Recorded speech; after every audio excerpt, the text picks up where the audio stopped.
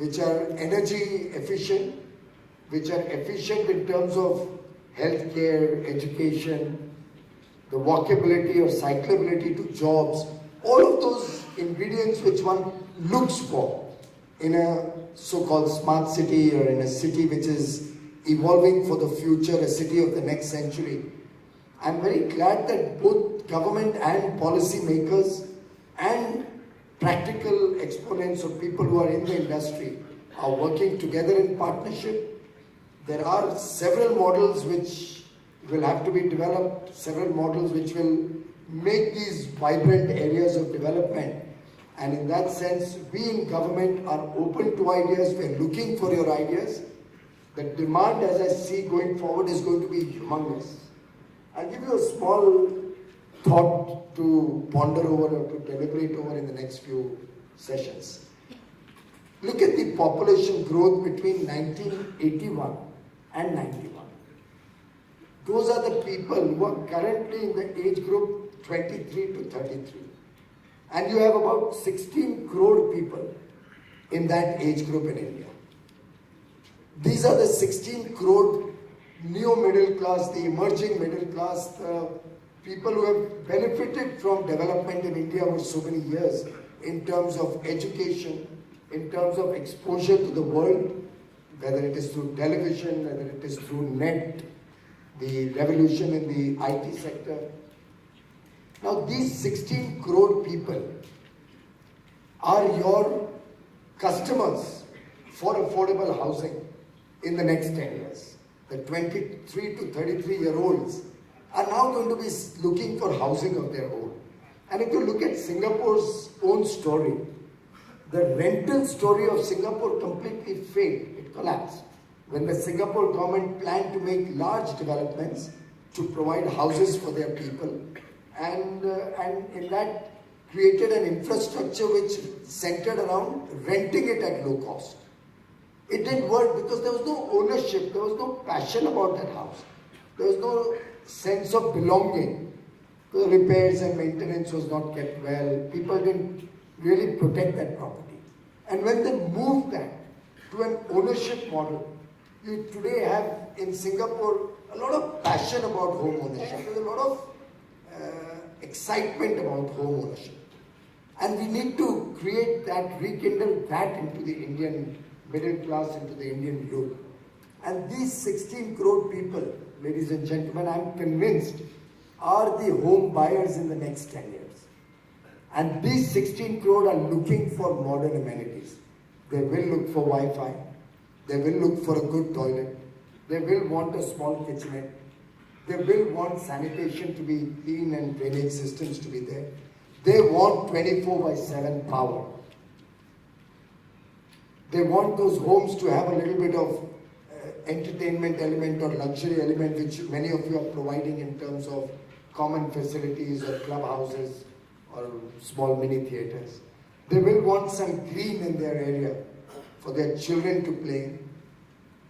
Composite, well thought about, ecosystem relevant and environmentally friendly developments are going to be increasingly the order of the day. We will see more and more people paying value for such developments. I see the interest rates also correcting themselves in the days ahead. Of course, that's something which we don't dictate. My own views about this are pretty much public and well known. And the government has made so much effort to demonstrate our commitment and through our actions, our confidence in the economy. And that confidence today is permeated into the investor community, into the world community.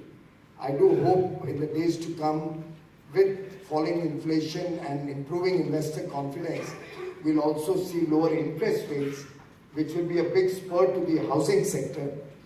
We in the government are also looking at certain innovative models to encourage affordable housing in the days forward, some of which I had shared with Pitambar when he met me, but till they become policy, I don't think it will be appropriate for me to share too much in detail.